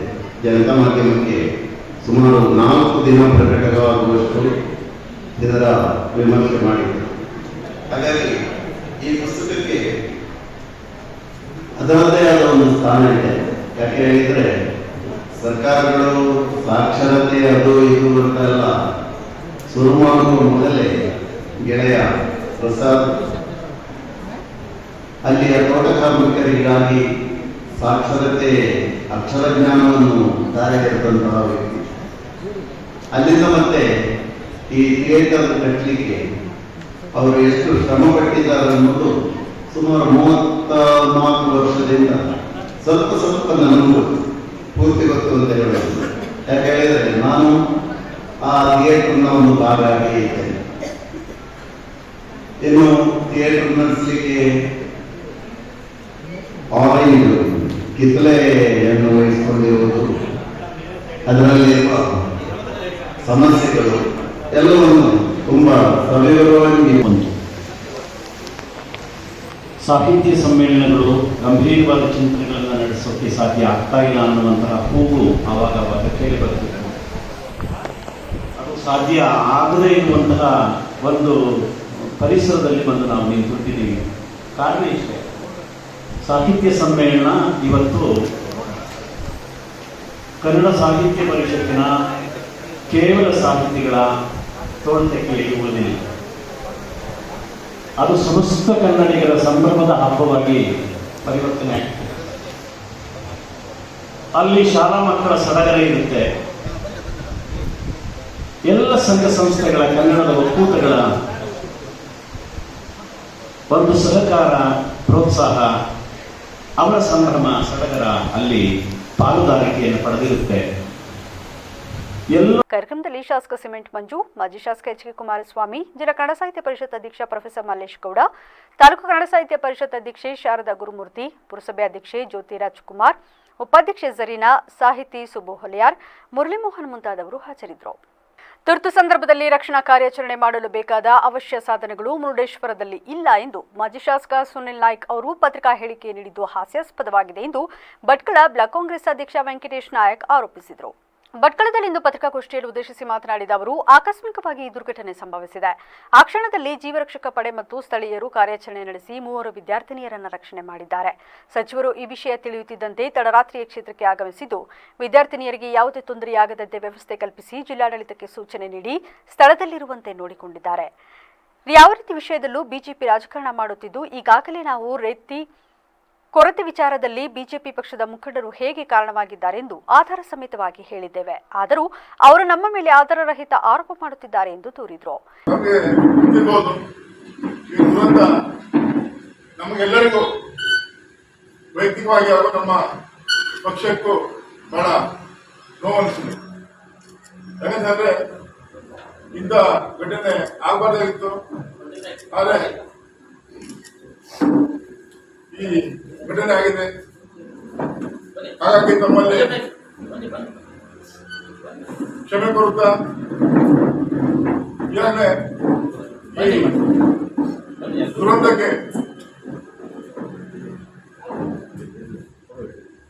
ದುರಂತಕ್ಕೆ ನಮ್ಮ ಈ ಕ್ಷೇತ್ರದ ಮಾಜಿ ಶಾಸಕರಾದ ಒಂದು ಸುನಿಲ್ ನಾಯ್ಕ್ ಅವರ ಹೇಳಿಕೆಯನ್ನು ನಿಮ್ಮ ಪತ್ರಿಕೆಯಲ್ಲಿ ನೋಡಿದ್ದೆ. ಬಹಳ ಹಾಸ್ಯಾಸ್ಪದವಾಗಿದೆ. ಯಾಕಂದ್ರೆ ಒಬ್ಬರು ಈ ಕ್ಷೇತ್ರವನ್ನು ಆಳಿ ಇಲ್ಲಿ ಅವರು. ಈ ಸಂದರ್ಭದಲ್ಲಿ ಬ್ಲಾಕ್ ಕಾಂಗ್ರೆಸ್ನ ಕಾರ್ಯದರ್ಶಿ ಸುರೇಶ್ ನಾಯಕ್, ಮಹಿಳಾ ಬ್ಲಾಕ್ ಕಾಂಗ್ರೆಸ್ ಅಧ್ಯಕ್ಷೆ ನಯನಾ ನಾಯಕ್, ಹಿಂದುಳಿದ ವರ್ಗದ ಅಧ್ಯಕ್ಷ ವಿಷ್ಣು ದೇವಾಡಿಗ, ನಗರಾಧ್ಯಕ್ಷ ಸುಧಾಕರ್ ನಾಯಕ್, ರಮೇಶ್, ಮಂಜುನಾಥ್ ನಾಯಕ್, ಬೆಳಕೆ, ಭಾಸ್ಕರ್ ಮೊಗೇರಾ ಮತ್ತಿತರರು ಉಪಸ್ಥಿತರಿದ್ದರು. ರಾಜ್ಯ ಸರ್ಕಾರದ 5 ಗ್ಯಾರಂಟಿ ಯೋಜನೆಗಳ ಬಗ್ಗೆ ಹೆಚ್ಚು ಪ್ರಚಾರ ನೀಡುವುದರ ಮೂಲಕ ಸಾರ್ವಜನಿಕರಿಗೆ ಈ ಯೋಜನೆಗಳ ಮಾಹಿತಿ ತಲುಪಿಸುವ ಕೆಲಸವನ್ನ ಅಧಿಕಾರಿಗಳು ಮಾಡಬೇಕೆಂದು ಕೆಆರ್ಪೇಟೆ ಗ್ಯಾರಂಟಿ ಯೋಜನೆಗಳ ಅನುಷ್ಠಾನ ಪ್ರಾಧಿಕಾರದ ಅಧ್ಯಕ್ಷ ಅಗ್ರಹಾರ ಬಾಚಹಳ್ಳಿ ಎಬಿ ಕುಮಾರ್ ಹೇಳಿದರು. ಕೆಆರ್ಪೇಟೆ ಪಟ್ಟಣದಲ್ಲಿರುವ ತಾಲೂಕು ಪಂಚಾಯಿತಿ ಸಭಾಂಗಣದಲ್ಲಿಂದು ನಡೆದ ರಾಜ್ಯ ಸರ್ಕಾರದ 5 ಗ್ಯಾರಂಟಿ ಯೋಜನೆಗಳ ತಾಲೂಕು ಮಟ್ಟದ ಅನುಷ್ಠಾನ ಪ್ರಗತಿ ಪರಿಶೀಲನಾ ಮೊಟ್ಟಮೊದಲ ಯಶಸ್ವಿ ಸಭೆಯ ಅಧ್ಯಕ್ಷತೆ ವಹಿಸಿ ಮಾತನಾಡಿದ ಅವರು, ಜನಸಾಮಾನ್ಯರ ಏಳಿಗೆಗಾಗಿ ರಾಜ್ಯ ಸರ್ಕಾರ ಶಕ್ತಿ, ಗೃಹಲಕ್ಷ್ಮಿ, ಅನ್ನಭಾಗ್ಯ, ಗೃಹಜ್ಯೋತಿ ಹಾಗೂ ಯುವ ನಿಧಿ ಜಾರಿಗೆ ತಂದಿದೆ. ಪ್ರತಿ ತಿಂಗಳು ನಡೆಯುವ ತಾಲೂಕು ಮಟ್ಟದ ಗ್ಯಾರಂಟಿ ಯೋಜನೆಗಳ ಅನುಷ್ಠಾನ ಸಮಿತಿಯ ಸಭೆಯ ನಡವಳಿಕೆಗಳನ್ನು ಜಿಲ್ಲಾ ಸಮಿತಿಗೆ ಸಲ್ಲಿಸಬೇಕು. ಇದರಿಂದ ಜಿಲ್ಲಾ ಮಟ್ಟದಲ್ಲಿ ಚರ್ಚೆ ಮಾಡಲು ಅವಶ್ಯಕವಿರುವ ವಿಷಯಗಳ ಕುರಿತು ಸಭೆಯಲ್ಲಿ ಚರ್ಚಿಸಲು ಅನುಕೂಲವಾಗುತ್ತದೆ. ಗೃಹಲಕ್ಷ್ಮಿ ಯೋಜನೆಯಡಿ ಬಾಕಿ ಇರುವ ಅರ್ಜಿಗಳ ವಿಲೇವಾರಿ ಮಾಡಲು ಸಿಡಿಪಿಒಗಳಿಗೆ ಸೂಚಿಸಬೇಕು, ತಾಲೂಕು ಮಟ್ಟದ ಅಧಿಕಾರಿಗಳಿಗೆ ಸೂಚಿಸಿದರು. ಈ ಸಂದರ್ಭದಲ್ಲಿ ತಾಲೂಕು ಪಂಚಾಯಿತಿ ಕಾರ್ಯನಿರ್ವಹಣಾಧಿಕಾರಿ ಸುಷ್ಮಾ, ತಾಲೂಕು ಪಂಚಾಯಿತಿ ಸಹಾಯಕ ನಿರ್ದೇಶಕ ಡಾಕ್ಟರ್ ನರಸಿಂಹರಾಜು, ಮಹಿಳಾ ಮತ್ತು ಮಕ್ಕಳ ಇಲಾಖೆ ಸಹಕಾರ ನಿರ್ದೇಶಕ ಅರುಣ್, ಕೆಎಸ್ಆರ್ಟಿಸಿ ವ್ಯವಸ್ಥಾಪಕ ಕುಮಾರ್, ತಾಲೂಕು ಗ್ಯಾರಂಟಿ ಯೋಜನೆಗಳ ಅನುಷ್ಠಾನ ಸಮಿತಿ ಸದಸ್ಯರಾದ ಒಳಗೆರೆ ಮೆಣಸ್ಕುಮಾರ್, ಬೊಮ್ಮೇನಹಳ್ಳಿ ಲತಾ, ಟೌನ್ ಕನಕದಾಸರ ಶಿವಮ್ಮ ಸೇರಿದಂತೆ ಇತರರು ಹಾಜರಿದ್ದರು.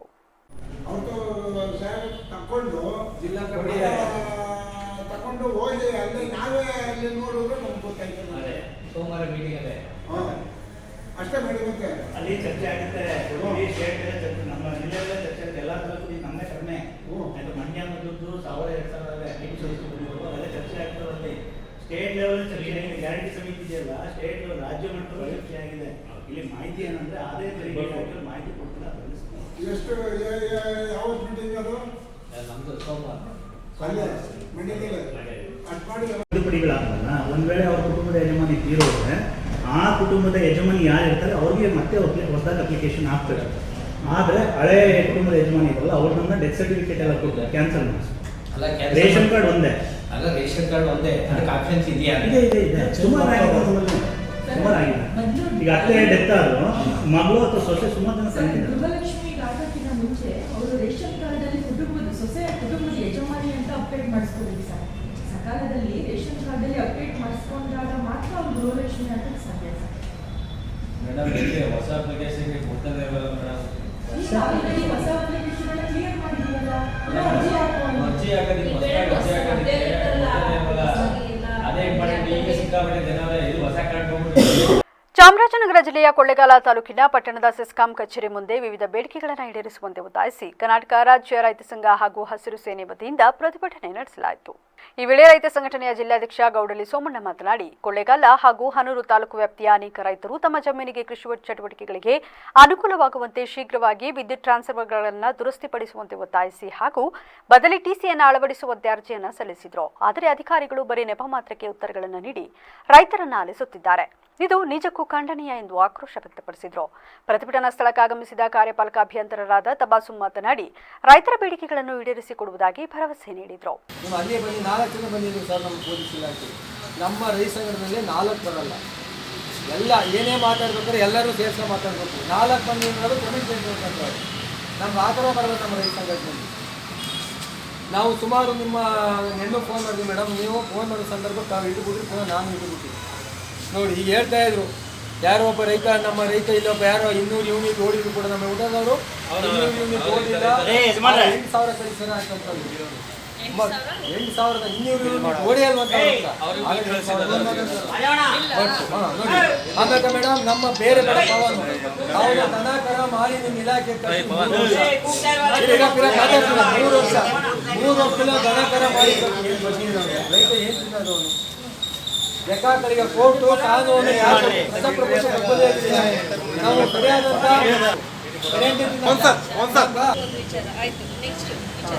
ಎಷ್ಟು ನೋಡಿ ನಿಮ್ಮದೇನೋ ಹೇಳಿದ್ರಲ್ಲ ಅಲ್ಲಲ್ಲೇ ನಾವು ಬಗ್ಗೆ ಮಾತಾಡ್ತಾ ಇದ್ದೀರೋ ನೀಟಾಗಿ ನಾವು ಡೀಟೇಲ್ಸ್ ಎಲ್ಲ ತಗೊಂಡಿದ್ದೀವಿ. ಆ ಪವನ್ ವಾಟ್ಸಪ್ ಮಾಡಿದ್ದಾನೆ, ತಗೋಬಪ್ಪ ಚೆಕ್ ಮಾಡ್ತೀನಿ ಅಂತ ಆಲ್ರೆಡಿ ನಾನು ಹೇಳಿದ್ದೆ. ಅವ್ರು ಬಂದಾಗ ಯಾವತ್ತೂ ನಾವು ಇರಲಿಲ್ಲ ಅಂತ ಹೇಳ್ತಾ ಇದ್ದಾನೆ.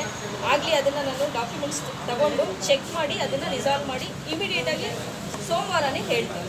1 2ನೇ ಶಿವಕಳಿ ಫೀಡರ್ ಟೈಮ್ ಚೇಂಜಿಂಗ್ ಏನೋ ಅದನ್ನ ಕೇಳ್ತಾ ಇದ್ದಾರೆ. ಅದನ್ನ ನಾನು ಸ್ಟೇಷನ್ ಅವ್ರ ಜೊತೆ ಚರ್ಚೆ ಮಾಡಬೇಕು, ಮಾಡಿಬಿಟ್ಟು ಅವ್ರ ನಂಬರ್ ಕೂಡ ತಗೊಂಡಿದ್ದೀವಿ, ತಿಳಿಸ್ತೀವಿ.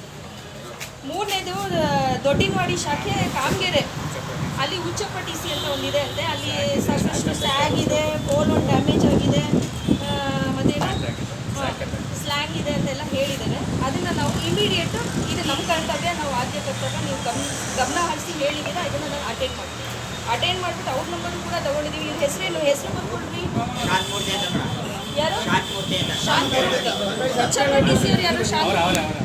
ನಿಮಗೆ ಶಾಂತಮೂರ್ತಿ ಅವರಿಗೆ ಪವನ್ ಬರೆಯಮ್ಮ. ಪ್ರತಿಭಟನೆಯಲ್ಲಿ ಕರ್ನಾಟಕ ರಾಜ್ಯ ರೈತ ಸಂಘ ಜಿಲ್ಲಾ ಪ್ರಧಾನ ಕಾರ್ಯದರ್ಶಿ ಗೌಡಾಲಿ ಸೋಮಣ್ಣ, ಕೊಳ್ಳೇಗಾಲ ತಾಲೂಕು ಅಧ್ಯಕ್ಷ ಸರ್ಗೂರು ನಾಗರಾಜ್, ಉಪಾಧ್ಯಕ್ಷ ಹಾಲ್ಕೆರೆ ಅಗ್ರಾರ ನಾಗರಾಜು, ಹನೂರು ತಾಲೂಕು ಅಧ್ಯಕ್ಷ ಚಿಕ್ಕರಾಜು, ರೈತ ಮುಖಂಡ ಮುಳ್ಳೂರು ಷಣ್ಮುಖಸ್ವಾಮಿ, ಹಿತ್ತಲದೊಡ್ಡಿ ನಾಗರಾಜು ಸೇರಿದಂತೆ ಇತರರು ಹಾಜರಿದ್ದರು. ಪಂಚಮಸಾಲಿ ಹೋರಾಟಗಾರರ ಮೇಲೆ ಪೊಲೀಸರು ಲಾಠಿಚಾರ್ಜ್ ಮಾಡಿರುವುದು ಖಂಡನೀಯವಾಗಿದ್ದು, ರಾಜ್ಯ ಸರ್ಕಾರದ ಈ ನಡೆ ಹೇಡಿತನದ ಕೃತ್ಯ ಎಂದು ಜೆಡಿಎಸ್ ಜಿಲ್ಲಾ ವಕ್ತಾರ ಮಲ್ಲನಗೌಡ ಕೋನಗೌಡರು ವಾಗ್ದಾಳಿ ನಡೆಸಿದರು. ಕೊಪ್ಪಳ ಜಿಲ್ಲೆಯ ಯಲಬುರ್ಗಾ ಪಟ್ಟಣದ ಪ್ರವಾಸಿ ಮಂದಿರದಲ್ಲಿಂದು ಸುದ್ದಿಗಾರರೊಂದಿಗೆ ಈ ಬಗ್ಗೆ ಮಾಹಿತಿ ನೀಡಿದ ಅವರು, ಸುವರ್ಣಸೌಧದ 2A ಮೀಸಲಾತಿಗೆ ಆಗ್ರಹಿಸಿ ಕೂಡಲ ಸಂಗಮ ಪಂಚಮಸಾಲಿ ಗುರುಪೀಠದ ಜಗದ್ಗುರು ಶ್ರೀ ಬಸವಜಯ ಮೃತ್ಯುಂಜಯ ಸ್ವಾಮೀಜಿಯವರ ನೇತೃತ್ವದಲ್ಲಿ ಪ್ರತಿಭಟನೆ ನಡೆಸುತ್ತಿದ್ದಾರೆ. ಆದರೆ ಪಂಚಮಸಾಲಿಗಳ ಹೋರಾಟವನ್ನು ಹತ್ತಿಕ್ಕಲು ಸರ್ಕಾರ ಪೊಲೀಸರನ್ನು ಬಳಸಿ ಬಲ ಪ್ರಯೋಗ ಮಾಡಿರುವುದು ನಾಚಿಕೆಗೇಡಿನ ಸಂಗತಿ. ವಿಧಾನಸಭೆಯ ಚುನಾವಣೆ ಪೂರ್ವದಲ್ಲಿ ಕಾಂಗ್ರೆಸ್ ಅಧಿಕಾರಕ್ಕೆ ಬಂದರೆ 2A ಮೀಸಲಾತಿ ಜಾರಿಗೆ ತರುವುದಾಗಿ ಸಿದ್ದರಾಮಯ್ಯನವರು ಹೇಳಿದ್ದಾರೆ. ಅಧಿಕಾರಕ್ಕೆ ಬಂದು ಮೀಸಲಾತಿಗೆ ಒತ್ತಾಯಿಸಿದರೆ ಲಾಠಿ ಏಟಿನ ರುಚಿ ತೋರಿಸಿದ್ದಾರೆ. ಮುಖ್ಯಮಂತ್ರಿ ಆರ್ಥಿಕ ಸಲಹೆಗಾರ ಬಸವರಾಜ ರಾಯರೆಡ್ಡಿ ಗೆಲುವಿಗೆ ಪಂಚಮಸಾಲಿ ಸಮಾಜ ಬೆಂಬಲಿಸಿದೆ. ಮಾನವೀಯತೆಗಾರರು ಆದರೂ ಸದನದಲ್ಲಿ ಮೀಸಲಾತಿ ಕುರಿತು ಚರ್ಚೆ ಮಾಡಿ, ಇಲ್ಲವಾದಲ್ಲಿ ಮುಂದಿನ ದಿನಗಳಲ್ಲಿ ನಮ್ಮ ಜನಾಂಗ ನಿಮಗೆ ತಕ್ಕ ಪಾಠ ಕಲಿಸಲಿದೆ ಎಂದರು. ನಾವು ಪ್ರಶ್ನೆ ಮಾಡೋದಿಷ್ಟೇ, ಯಾವುದೇ ಸಮಾಜ ಶಾಂತಿಯುತವಾಗಿ ಪ್ರತಿಭಟನೆ ಮಾಡಿದ್ರೆ ಮೊದಲು ಆಲಿಸುವಂತ ಕಿವಿ ಕೇಳ್ತಕ್ಕಂಥ ಸಾಮರ್ಥ್ಯ ಈ ಸರ್ಕಾರಕ್ಕಿರಬೇಕು. ಆ ಸಾಮರ್ಥ್ಯ ಕೇಳಿಸ್ಕೊಳ್ತಕ್ಕಂಥ ಸಾಮರ್ಥ್ಯ ಸನ್ಮಾನ್ಯ ಸಿದ್ದರಾಮಯ್ಯ ಸರ್ಕಾರಕ್ಕಿಲ್ಲ ಅಂದರೆ ತಪ್ಪಾಗೋದಿಲ್ಲ. ಇವತ್ತು ಪಂಚಮಸಾಲಿ ಸಮಾಜದ ನನ್ನ ಬಂಧುಗಳು ಅತ್ಯಂತ ಶಾಂತಿಯುತವಾಗಿ ಪ್ರತಿಭಟನೆ ಮಾಡಿದ್ದಾರೆ. ಅಂತ ಪ್ರತಿಭಟನೆಯನ್ನು ಹತ್ತಿಕ್ಕೋದಕ್ಕಾಗಿ ಇವತ್ತು ವಾಮ ಮಾರ್ಗಕ್ಕಿಳಿದು ಪ್ರಜಾಪ್ರಭುತ್ವ ವ್ಯವಸ್ಥೆಯನ್ನು ಕಗ್ಗೊಲೆ ಮಾಡ್ತಕ್ಕಂಥ ಕೆಲಸವನ್ನು ಈ ಕಾಂಗ್ರೆಸ್ ಸರ್ಕಾರ ಹಾಗೂ ಸನ್ಮಾನ್ಯ ಸಿದ್ದರಾಮಯ್ಯನವರು ಸಚಿವ ಸಂಪುಟ ಸಹೋದ್ಯೋಗಿಗಳು ಕೂಡ ಮಾಡ್ತಾ ಇದ್ದಾರೆ. ಇದನ್ನು ನಮ್ಮ JDS ಪಕ್ಷ ಅತ್ಯಂತ ಕ್ರೂರವಾಗಿ ಖಂಡಿಸ್ತೀವಿ. ಇದನ್ನು ಸಹಿಸದೇ ಇರ್ತಕ್ಕಂಥ ಕೆಲಸ. ಇವತ್ತು ಸುಮಾರು 30 ವರ್ಷಗಳಿಂದ ಪಂಚಮಸಾಲಿ ಸಮಾಜದವರು 2A ಮೀಸಲಾತಿಗಾಗಿ ಇವತ್ತು ಹೋರಾಟವನ್ನು ಮಾಡ್ಕೊಂತ ಬಂದಿದ್ದಾರೆ.